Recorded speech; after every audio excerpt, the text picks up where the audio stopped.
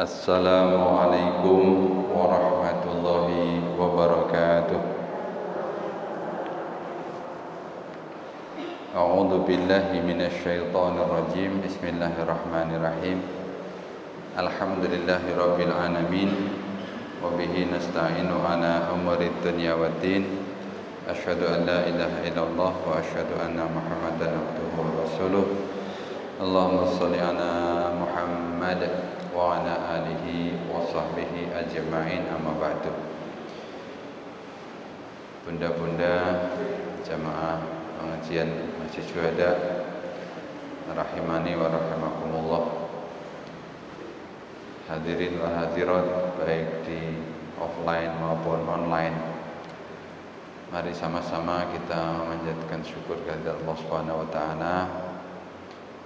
Kita diberi kesehatan, kita diberi kesempatan, kita diberi iman, dan kita diberi Islam, dan tekad senantiasa dalam keadaan apapun, ittaqillaha haitsu ma kunta, kita menjaga ketakwaan kepada Allah Subhanahu wa taala.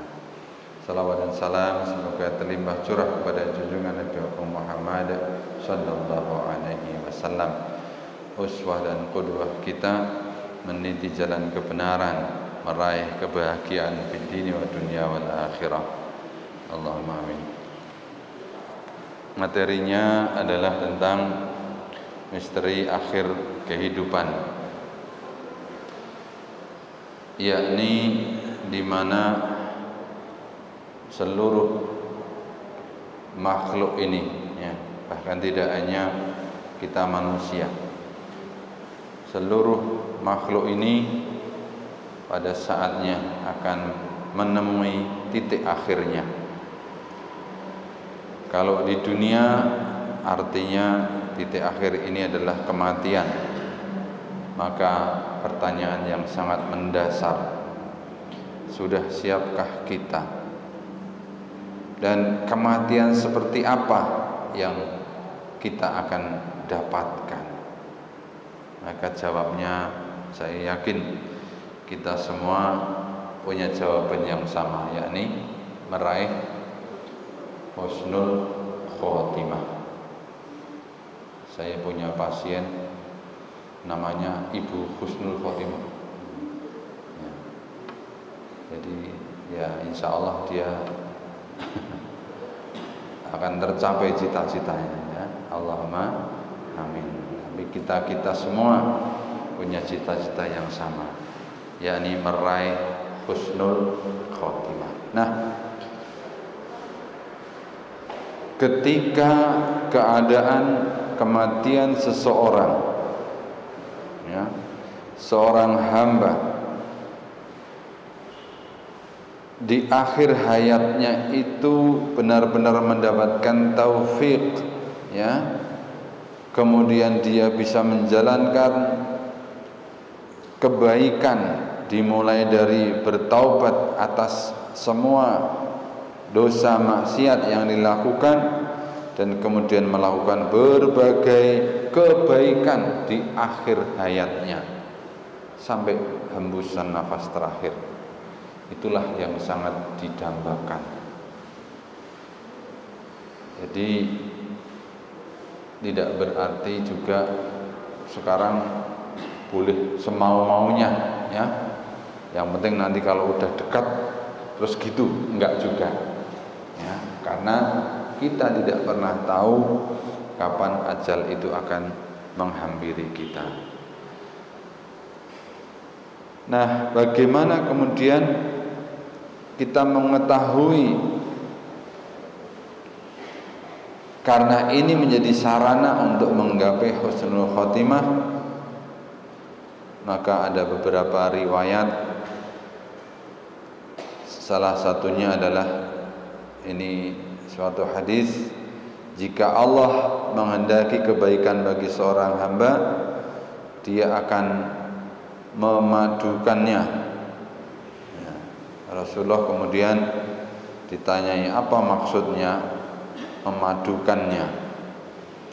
Beliau menjawab, setahun sebelum kematiannya Allah akan mengilhamkan padanya untuk mengerjakan amal kebaikan, lalu dia mencabut nyawanya dalam keadaan tersebut.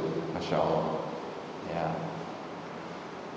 Nanti ibu-ibu di rumah jangan kaget ya, tahu-tahu bapaknya terus jadi soleh banget gitu ya. Terus Pak jangan-jangan setahun lagi gitu. Enggak juga ya. Pokoknya ini semua adalah misteri, rahasia kehidupan. Tetapi apapun yang terjadi, tekad kita menjadi baik dan terus baik ya, itu mesti harus kita pegang. Memang hadisnya seperti itu ya.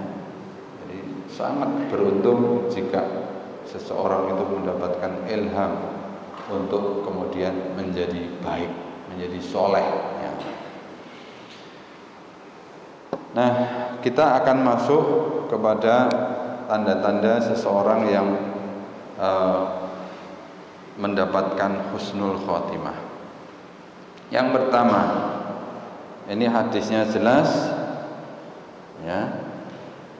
Man kana akhiru kalamihi la ilaha illallah dakhalal jannah. Itu hadisnya jelas ya. Barang siapa yang pada akhir kehidupannya itu mengucap la ilaha illallah dakhalal jannah, maka dia itu masuk surga ya. Tapi bunda sekalian lihat sinetron-sinetronnya. Kalau sinetron bisa disetting ya skenarionya, sakit kemudian la ilaha illallah plek gitu ya. Ya, lihat sinetron gitu ya. Tetapi ada penelitian di Rumah Sakit Islam Jakarta Cempaka Putih. Penelitiannya dilakukan di ICU rumah sakit ya. Bunda harus tahu ini. Sang peneliti ini melaporkan hasilnya bahwa dari 100 kematian yang disaksikan oleh beliau, karena beliau seorang rohaniawan, yang terjadinya itu seperti sinetron tadi itu, la ilaha illallah terus plek gitu, itu hanya 7%. Coba, Rumah Sakit Islam Jakarta Cempaka Putih hanya berapa? 7, hanya 7%. Ini 7 ya, 7 ini. Belum tahu toh cara ngitung itu. 1, 2, 3, 4, 5, 6. Begini 6, 7. Oke? Loh memang begitu. 8, 9, 10. Begini loh caranya ngitung. Oke? Nah, oleh karena itu ya, ini bunda-bunda ini maaf ya, NU apa Muhammadiyah? Sekarang penting itu. Ini NU apa Muhammadiyah? Hah? Terus bedanya apa? Saya bilang suka tahlilan enggak itu? Harus suka. Nabi itu mengajarkan tahlilan loh. Tidak hanya di hari kematian, tapi setiap hari. Bacanya gimana? La ilaha illallah wahdahu la syarikalah lahul mulku wa lahul hamdu wa huwa ala kulli syai'in qadir. Sehari dibaca berapa? 100. Loh. Jadi Nabi itu mengajarkan tahlilan. Gitu ya. Ini dalam rangka supaya mulut kita ini, lisan kita ini sangat-sangat terbiasa mengucap la ilaha illallah. Baik. Yang kedua, seseorang yang meninggalnya dalam peperangan, tentu peperangan dia sebagai tentara mujahid fi sabilillah. Nah, siapapun yang terbunuh di jalan Allah, maka dia adalah syuhada Dan siapapun yang mati di jalan Allah, ya, benar-benar dia itu akan menjadi bagian dari husnul khotimah. Ya, maka ya beberapa orang ketika diseru untuk ayo berjuang di jalan Allah, ya langsung siap gitu. Ya, meskipun sekarang jihad fisabilillahnya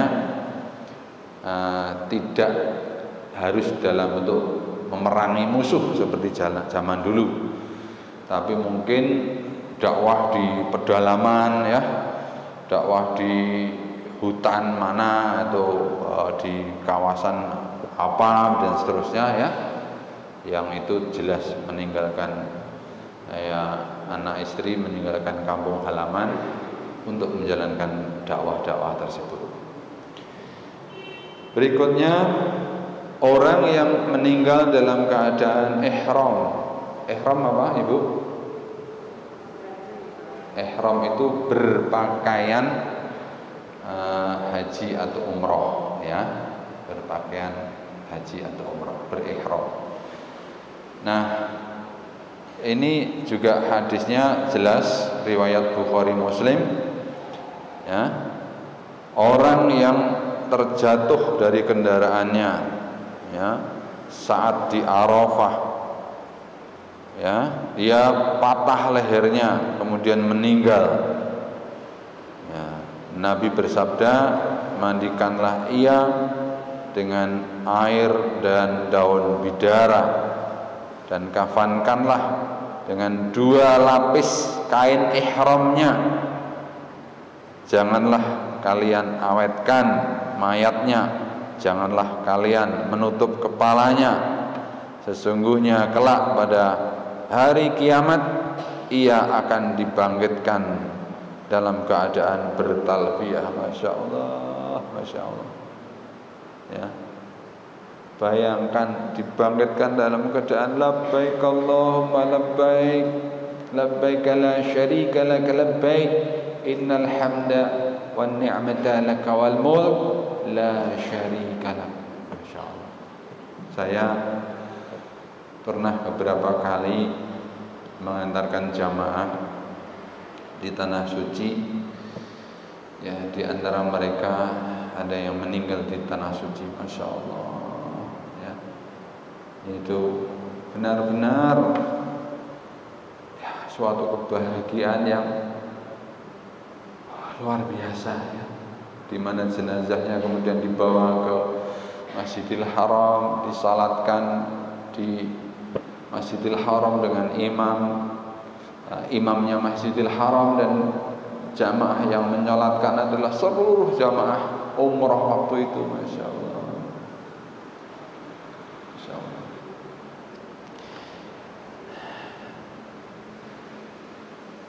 Berikutnya, ketika seseorang dipanggil Allah saat dia mengerjakan amal saleh. Ini ada kisah, mungkin ibu-ibu pernah mendengar kisah ini. Jadi ada seseorang yang di masjid, dia sedang sholat, ini tertangkap oleh CCTV kamera masjid. Kemudian dalam keadaan sujud, orang ini tidak bangun-bangun. Kita lihat ini jamnya, dia sujud di jam 11 lebih 11, kemudian sampai dengan jam 11 lebih 22 ini tetap belum bangun, dan akhirnya jam 11 lebih 23 ini didatangi oleh petugas, dan Masya Allah ternyata orang ini meninggal dalam keadaan sujud. Masya Allah.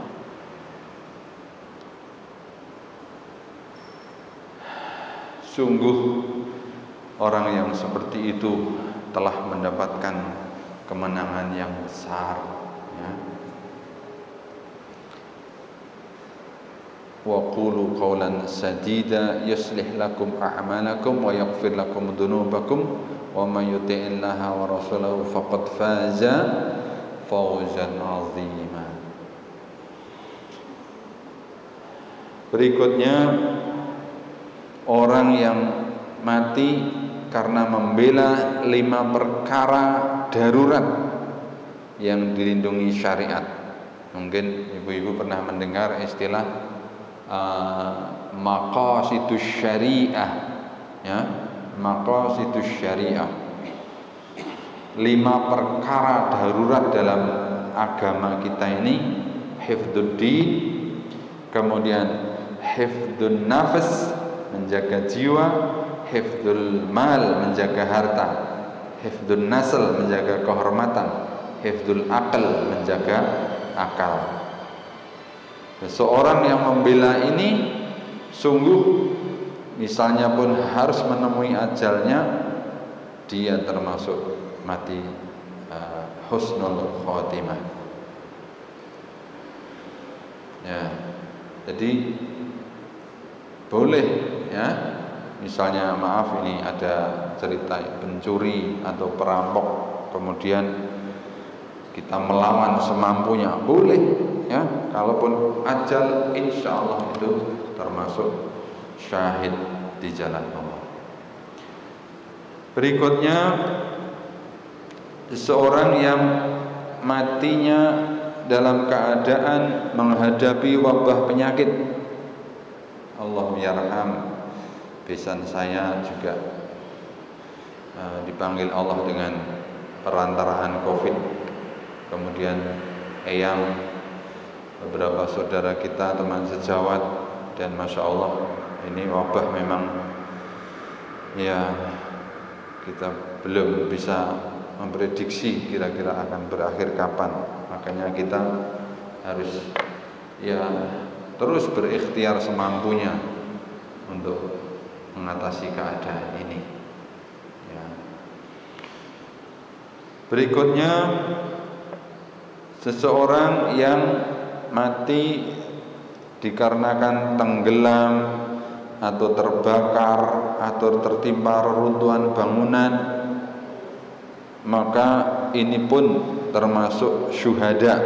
Jadi mati syahid itu tidak harus berperang, tetapi ada 5 mati syahid yang bukan karena peperangan, yakni tadi orang yang kena wabah, kemudian orang yang sakit perut, misalnya tumor, atau misalnya ileus, ya, sumbatan usus dan seterusnya, gagal ginjal, liver, nah, itu.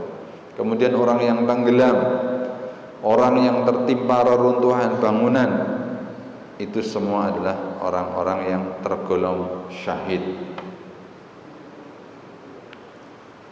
Berikutnya, orang yang mati karena terpelanting dari tunggangannya, ya, kalau zaman dulu ya kuda atau onta, ya, tetapi di era sekarang ini ya boleh jadi ya kendaraan-kendaraan pada umumnya, tabrakan dan seterusnya. Ya, mungkin yang ikuti berita di Bukit Bego Imogiri, ya, itu kami ngerawat itu 3 korban di Rumah Sakit Nur Hidayah, ya. Yang lain ada yang sudah meninggal di tempat, ada yang berapa itu 13 orang, ya, ada yang di rumah sakit lain juga, Masya Allah. Mudah-mudahan mereka semua mati syahid, ya, diterima di sisi Allah Subhanahu wa Ta'ala. Berikutnya, orang yang mati disebabkan sengatan binatang berbisa, ya, misalnya dipatuk ular kobra padang pasir, ya, atau mungkin laba-laba beracun, ya. Saya Masya Allah berapa 2 atau 3 minggu yang lalu, saya itu di pondok pesantren Magetan, ya. Saya sedang tausiah ceramah begini, terus selesai mimpin doa, Masya Allah, qadarullah, saya itu duduk bersimpuh, dan di situ tuh ada lebah. Itu Masya Allah, itu menyengat. Ini sengatannya masih ini masih. Saya sampai pulang itu panas dingin, greges itu, ya Allah. Ya sudah, saya ruqyah saja ya. Bismillah, bismillah. A'udzu bi'izzatillahi wa qudratihi min syarri ma ajidu wa hadir. Terus saya wirid. Saya sudah berpikir yang enggak ini kalau ada apa-apa gimana. Ya itu langsung bengkak itu, panas itu. Tapi alhamdulillah ya ini ya. Pokoknya yes, semuanya itu qadarullah gitu aja dah. Qadarullah. Nikmat jadinya. Qadarullah itu nikmat. Berikutnya yang ke-10, orang yang meninggal di malam Jumat. Nah, tidaklah seorang muslim meninggal di hari atau malam Jumat kecuali Allah melindungi dari siksa kubur, insyaallah. Maka ya Bapak, Ibu-ibu, bukan berarti apa-apa ya ketika datang hari Kamis malam Jumat. Ya ayolah kita melakukan kebaikan-kebaikan.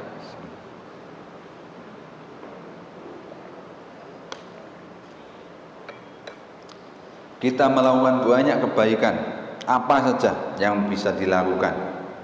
Mudah-mudahan kalau ya siapa tahu ya, kalau malam Jumat itu adalah malam terakhir kita berada di muka bumi, insya Allah kita dalam keadaan husnul khotimah. Makanya ada tuntunan malam Jumat itu apa? Apa ayo? Ya, monggo lah. Nah, saya mau ngomong setara membunuh Yahudi katanya. Tapi itu hoax ya, jangan dipercaya. Pokoknya banyak kebaikan, baca Quran ya, terutama surah Al-Kahfi. Ya. Kalau surah Yasin boleh nggak? Ya boleh ya. Surah Al-Mulk ya boleh, oh, 1 juz juga boleh, tidak usah. Wah, aku bingung nih. Kowe ne muni Yasin, kene muni Al-Kahfi, sing bener sing ndi to ngono. Ah terus kowe maca apa? Amah ra maca aku. Saking bingungnya kan repot toh. Saking bingungnya terus ra maca. Berikutnya, kalau secara fisik bisa dilihat seseorang yang beriman meninggal dengan keringat di dahinya, masya Allah ya. Ini juga mungkin perlu diteliti ya di rumah sakit ya. Ya, masya Allah ya. Tapi ini ngomong-ngomong fotonya nggak cocok. Masuk meninggal kok melirik. Maaf ya. Ya. Jadi ya kita melihat banyak hadis betapa sakaratul maut itu sangat menderita, bahkan Nabi sendiri merasakannya. Bahkan Nabi meniatkan, ya Allah, timpakan kepadaku, jangan kepada hamba-hambaku. Masya Allah, itu Nabi kita yang mulia. Karena memang sakaratul maut itu berat sekali. Sampai Nabi itu menyatakan seperti itu. Dan Masya Allah, kita itu menjadi diringankan sakaratul mautnya atas doanya Nabi itu. Masya Allah. Berikutnya ribat itu apa Bu? Bukan riba ya. Ribat artinya bersiaga, berjaga-jaga di perbatasan wilayah perang di jalan Allah. Jadi kalau wilayah kita akan diserang oleh musuh, kemudian ada yang ditugaskan untuk menjaga perbatasan tersebut, ya, kemudian dia meninggal atas perjuangannya itu, sungguh dia ini mengalir kepadanya amalnya, ya, rezekinya, aman dari siksa kubur, aman dari pertanyaan mungkar dan nakir. Masya Allah. Berikutnya, pujian ulama yang saleh terhadap si mayit. Riwayatnya, kami sedang bersama Nabi tatkala lewat satu rombongan pengusung jenazah, para sahabat berkata, jika engkau ya, setelah itu lewat lagi jenazah yang lain. Sahabat kembali berbisik satu sama lain. Mereka memuji jenazah yang satu dan mencela yang lain. Lantas Rasulullah bersabda, kalian adalah saksi Allah di atas muka bumi, sedangkan malaikat merupakan saksi yang berada di langit. Nah, bunda sekalian, di beberapa masyarakat ada tradisi pamit jenazah, betul nggak? Sering ikuti pamit jenazah. Loh, kalau takziah emang ngapain? Hah? Ya, kalaupun nggak selalu, sesekali lah ikut upacara pamit jenazah. Ya, jadi takziahnya tidak sekedar datang. Ya udah bagus sih, udah datang sholatnya, terus mungkin ngasih doa, terus pamit. Nah, maksudnya terus pergi. Tapi kalau sampai upacara pamit jenazah, syukur. Tapi kalau ibu-ibu enggak lah, ke kuburannya enggak ya. Maksud saya ada tradisi di masyarakat ketika upacara pamit jenazah itu yang ngacarani pamit itu ini menjalankan hadis ini. Jadi bapak-bapak, ibu-ibu, majelis muazzizin muazziyat gitu ya, para asung bilau sungkowo, mohon kesaksiannya apakah jenazah ini orang baik, terus dijawab baik gitu ya, pernah gitu ya. Nah, jadi gitu ya, sebagai upaya menjalankan hadis ini ya monggo, baik-baik saja ya, sehingga yang mamitkan itu ya mantep ya, keluarganya juga seneng. Kalau ada salah dimaafkan ya gitu loh. Kalau ada ya mungkin kurang-kurang, ada yang ini diikhlaskan ya gitu. Masya Allah itu ya.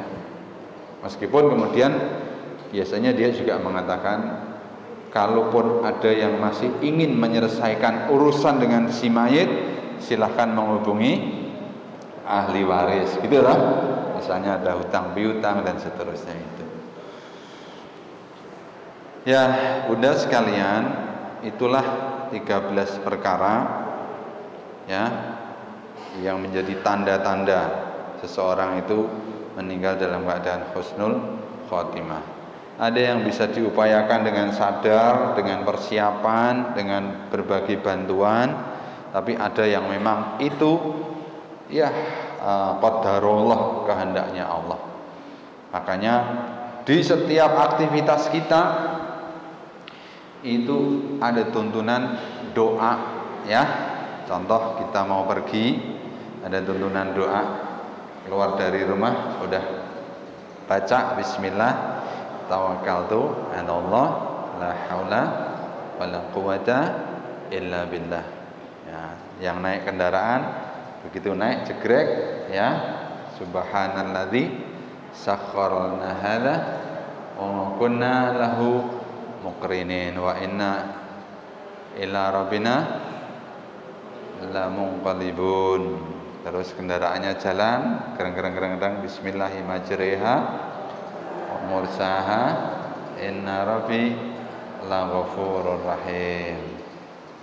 Tadi pada gitu enggak? Lupa Ustaz. Ya toh? Masya Allah, lakukan itu. Siapa tahu kepergian itu adalah kepergian menjemput takdir ini, begitu. Apalagi mau dipanjangkan, Allahumma inni as'aluka fi safarina hadza albirra. Loh, kok enggak ada yang nyaut? Albirra wat taqwa wa minal amali ma tarda. Aduh, yang mana ini?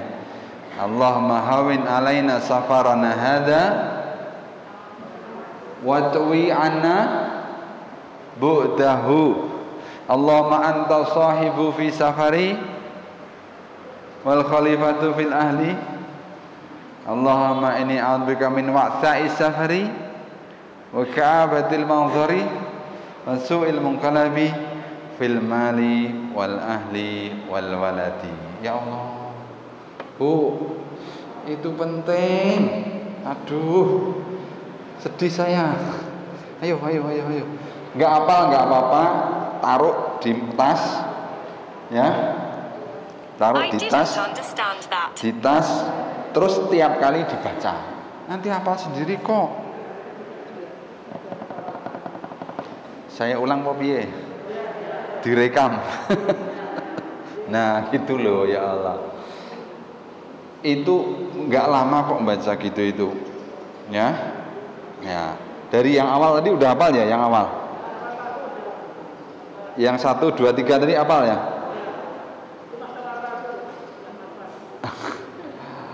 Ya wis dari awal aja ya. Wah, ini jadi asik nanti kepergian kita hari-hari. Bismillahi tawakkaltu 'ala Allah, la haula wala quwata illa billah. Subhanalladzi sakhkhara lana hadza wa ma kunna lahu muqrinin wa inna ila rabbina lamunqalibun. Bismillahi majreha wa mursaha, inna rabbina ghafurur rahim. Allahumma inni as'aluka fi safarina hadza albirra wat taqwa wa minal amali ma tardo. Allahumma hawin alaina fi safarina hadza wa tuwi ana bu'dahu. Allahumma anta sahibu fi safari wal khalifatu fil ahli. Allahumma inni a'udzubika min wa'tha'is safari wa ka'abatil manzari wa su'il munqalabi fil mali wal ahli wal waladi. Ya, gitu ya. Artinya nanti dicari sendiri, googling, searching ya. Jadi kita pergi itu tenang rasanya, karena semuanya udah dipasrahin sama Allah gitu loh. Kitanya yang pergi berserah dirinya pada Allah, ya, kesulitannya insya Allah diatasi sama Allah. Keluarga, harta, anak-anak, ya semuanya kita serahkan juga sama Allah. Kan enak sudah. Oke. Nah, Bu, saya pernah lihat orang yang udah pergi dari rumahnya itu pulang. Ada yang lupa katanya. Saya pikir lupa nggak bawa catatan doanya itu. Terus dia mau berdoa. Ternyata lupa apa? Lupa nggak pakai high heel. Jadi dia harus ganti sepatu yang high heel. Ini ada yang pakai high heel nggak? Ada yang lupa nggak? Masya Allah ya. Segitunya loh ibu-ibu itu ya. Mungkin di tasnya itu nggak pernah lupa itu ya, perlengkapan kecil-kecil ya, cermin terus apa bener nggak? Nggak salah. Baik, sekarang kita lanjutkan bagaimana kiat-kiat kita menggapai husnul khotimah. Yang pertama, merenungkan kefanaan dunia.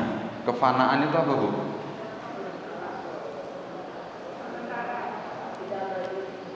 Ya, sahabat saya Ustadz Anan, tahu Ustadz Anan? Punya lagu terkenal judulnya Sementara. Ya dah? Ya. Kaya sementara, ya. Miskin sementara. Iya. Jadi dunia ini serba sementara. Dunia ini fana, artinya akan berakhir. Ya, tidak akan lama. Kemudian diganti dengan atau dilanjutkan dengan merenungkan kematian itu sendiri. kemudian merenungkan apa yang telah kita lakukan, bahkan Masya Allah, na'udzubillah min dzalik, kita merenungkan jangan-jangan kita mendapatkan azab dari Allah, bahwa dunia ini fana, persis seperti firman Allah di surah Ali Imran, zuyyina linnasi hubbus syahawati minan nisa wal banin wal qanatiril muqantarati wal fiddati wal khailil musawwamati wal fiddati wal an'ami wal harth. Dzalika mata'ul hayatid dunya. Ya. Jadi ibu sekalian, biasanya ya yang sering menjadi persoalan itu wanita. Di sini ditulis wanita, maksudnya pasangan ya. Kalau ibu-ibu ya suami gitu. Kemudian anak-anak, kemudian harta, ya, binatang ternak, ya, tunggangan, peliharaan dan seterusnya. Semua adalah fana. Mari kita renungkan. Ya. Tapi anak-anak muda itu bikin quote meme di-share. Ya Tuhan, saya sadar harta itu titipan, tapi mbok ya titipnya yang banyak gitu. Jadi anak-anak muda itu suka usil kayak gitu ya. Berikutnya,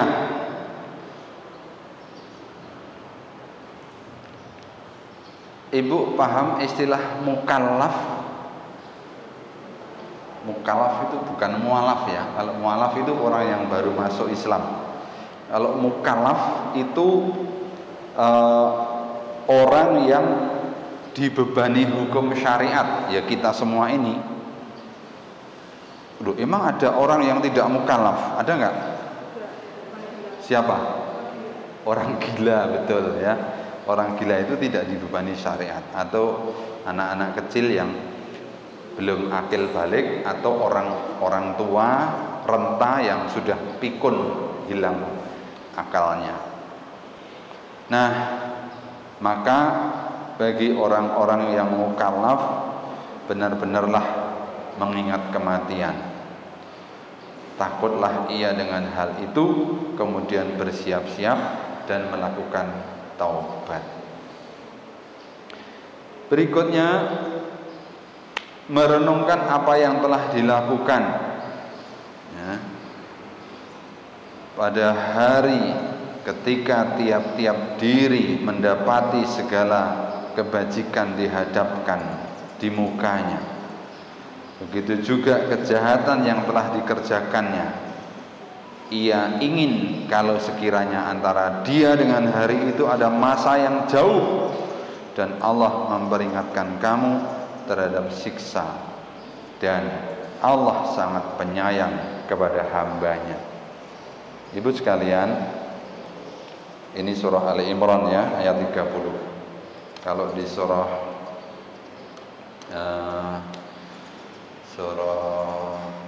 Jin ya, di juz 29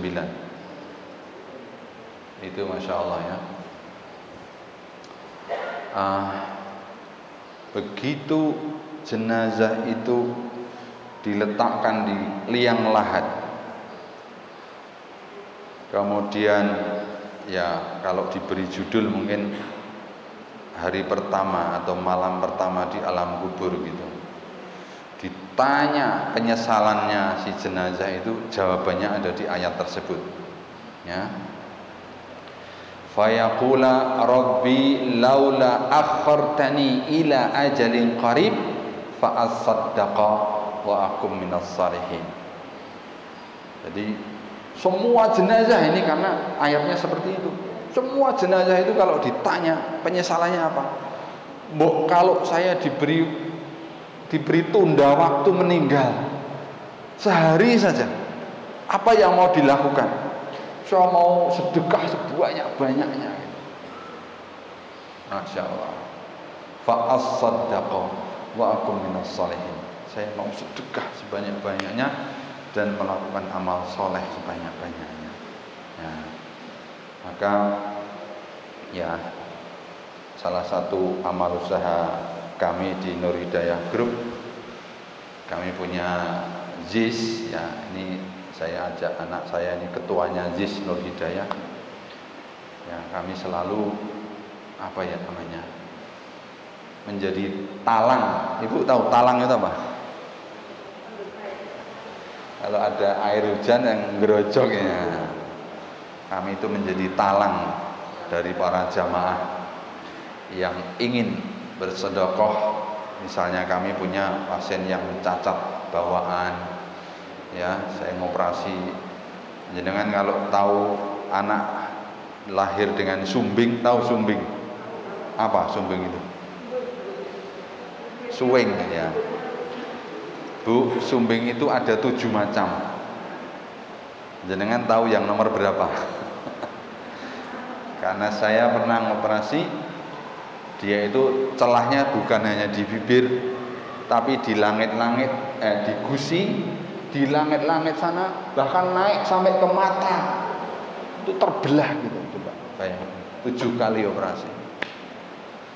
Ya, kita yang diberi normal, alhamdulillah, kita bantu mereka ya, contohnya seperti itu. Juga orang-orang yang punya kecacatan macam-macam, atau ya, pihak-pihak yang mengurus semua itu, misalnya panti-panti ya, kita semua dalam ikatan kerja dakwah bersama-sama ya.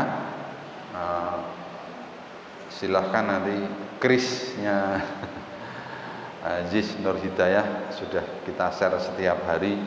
Kalau ada yang mau bergabung, ayo sama-sama. Bahkan kalau penjenengan tetangganya misalnya, atau siapa yang kenal, mungkin karyawannya atau family jauh, ada yang jelas dia mengalami cacat bawaan, bawa ke tempat kita ya, Nur Hidayah. Saya itu sedih, ada anak yang lahir, tahu kakinya pengkor gini ya, nggak bisa napak tapi gini, tahu ya. Aduh, itu udah terlanjur dia berjalan tapi jalannya begini. Sayang banget. Padahal itu bisa dioperasi terus celek jadi normal gitu loh. Bukan begini. Jinjit biasanya. Aduh, atau ada yang jarinya lebih, atau ada yang jarinya dempet gitu dan lain-lain. Ya. Pokoknya kita bantu mereka. Ini dalam rangka fa'as saddaqa wa akum minas salihin. Berikutnya merenungkan azab Allah. Pernahkah kita berpikir tentang azab Allah dikala tengah melakukan kemaksiatan, melanggar larangan dan membangkang terhadap perintahnya? Nah, kalau orang bisa melakukan ini, tentu dia tidak akan berlama-lama dalam kemaksiatan, atau malah sebaliknya, naudzubillah min dzalik, dia bangga-bangga dengan dosa-dosa yang dilakukan ya. Bahkan Masya Allah ya, Bu pernah dengar nggak ada satu kelompok ya, kelompok komunitas seperti ini, tapi kelompok ini malah ngajak-ngajak, padahal jelas-jelas berbuat dosa dan maksiat macam-macam ya. Kalau yang agak ngetren beberapa waktu lalu namanya kelompok LGBT, tahu ya? Coba gitu-gitu juga ada pejabat yang melindungi, bahkan atas nama HAM, apa itu? Hak asasi manusia. Loh kok bisa itu loh? Oh jelas-jelas itu kemaksiatan, jelas-jelas itu melanggar syariat. Ada kelompoknya terus minta perlindungan. Masya Allah ya. Nanti ada kelompok pencoleng, pencuri, perampok minta perlindungan, ya repot. Gimana itu? Ya, na'udzubillah, tsumma na'udzubillah. Nah, oleh karena itu Mari kita persiapkan husnul khotimah sekarang juga. Jangan tunggu-tunggu. Karena apa? Karena benar-benar ya ayyuhalladzina amanu taqullaha haqqa tuqatih wa la tamutunna illa wa antum muslimun. Ini kan tiap para khotib bicara di mimbar kan disebut ya. Kalau ibu-ibu tahu kata-kata wala tamutunna itu menerjemahkannya jangan sekali-kali mati kecuali dalam keadaan berislam. Nah, padahal kita matinya nggak ngerti kapan, berarti setiap saat juga kita harus bersih dari kotoran-kotoran yang menyebabkan batalnya Islam. Islam bisa batal nggak? Hah? Bisa ya? Nah, jadi kalau bilang batal itu Islam itu bisa batal loh. Enggak hanya sholat, enggak hanya puasa, Islam bisa batal. Contohnya apa? Contohnya orang yang pergi ke dukun, yakni tauhidnya rusak, ya. Jadi segala kemusyrikan, kesyirikan itu membatalkan Islam. Allah berfirman, innallaha la yaghfiru ayyushraka bihi wa yaghfiru ma duna dzalika liman yasha. Allah itu enggak akan ngampuni dosanya musyrik, ya, kufur, ya, kalau bid'ah asal segera ini maksiat ya mohon ampun, Allah masih ampuni. Tapi kalau udah musyrik, masya Allah. Jadi mari kita jauhi musyrik. Ibu-ibu tahu kemusyrikan yang paling banyak terjadi di masyarakat apa? Hah? Hah? Iya, banyak loh. Ya meskipun derajatnya kecil-kecil ya, derajatnya kecil-kecil, tetapi kita harus waspada.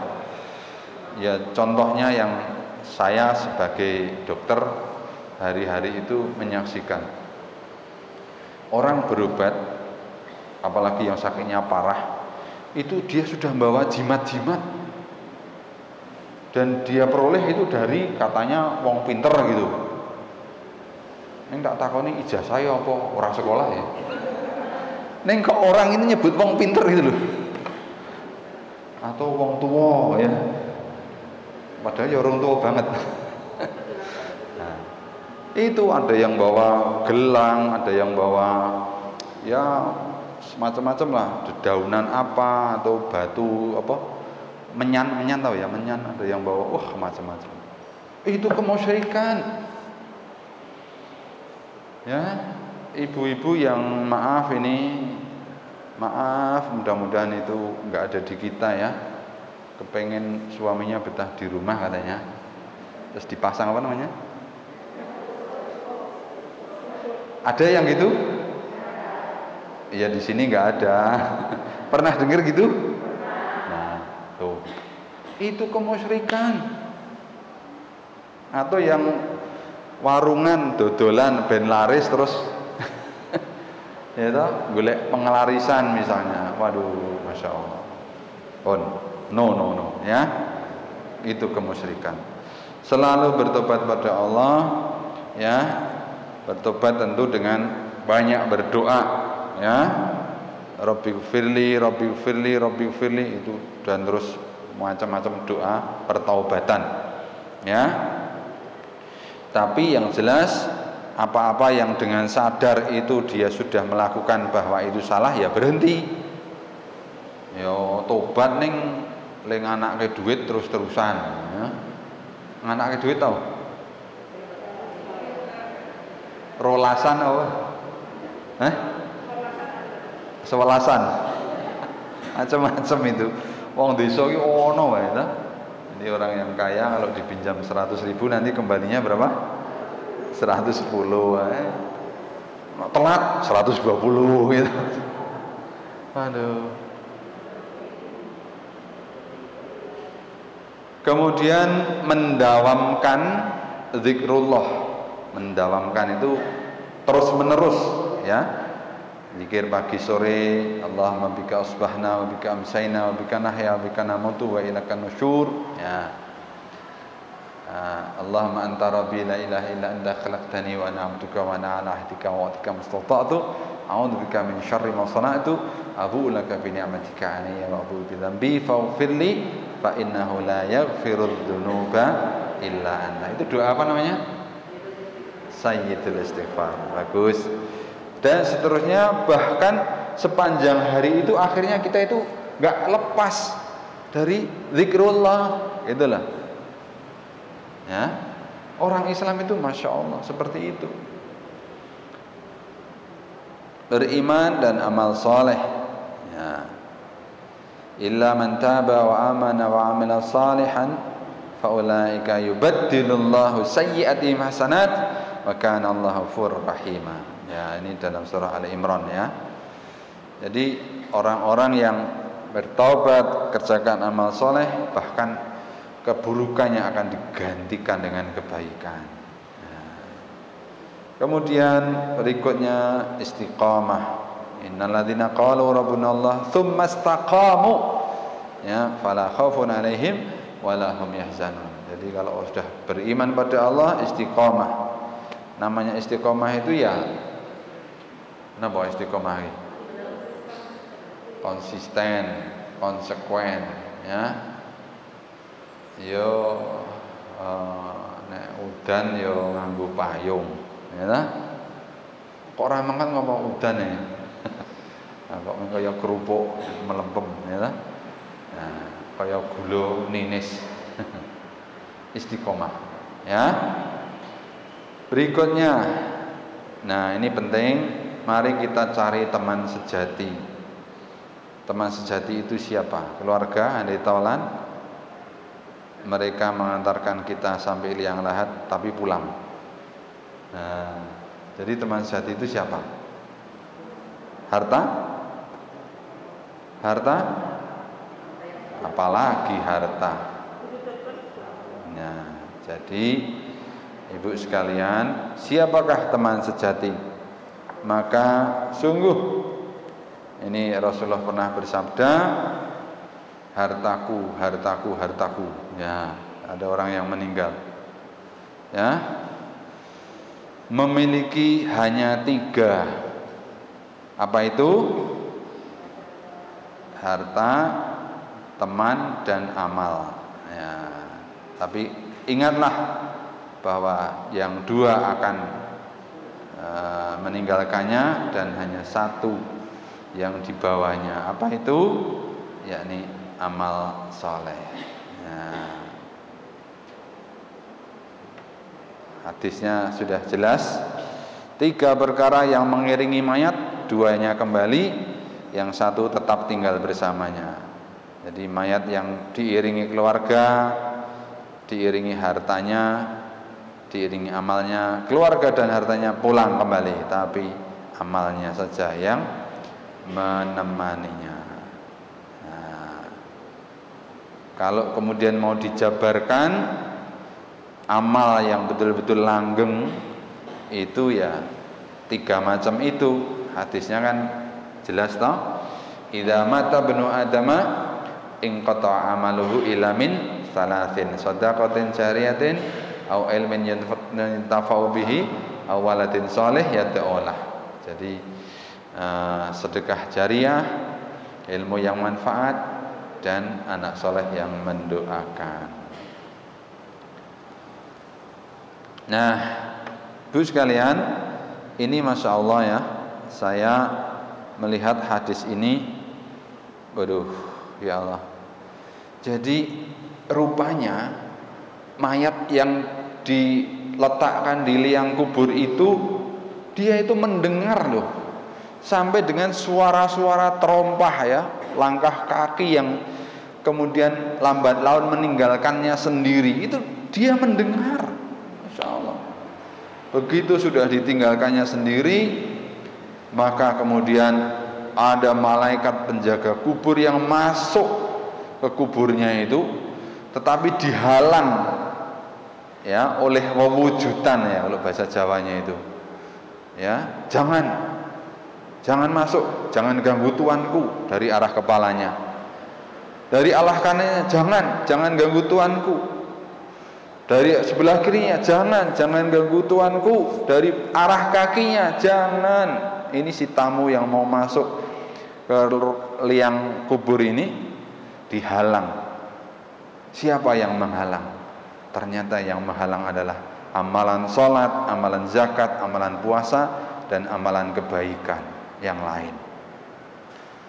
Maka malaikat ini kemudian, kalau begitu bangunkan tuanmu, saya mau bicara.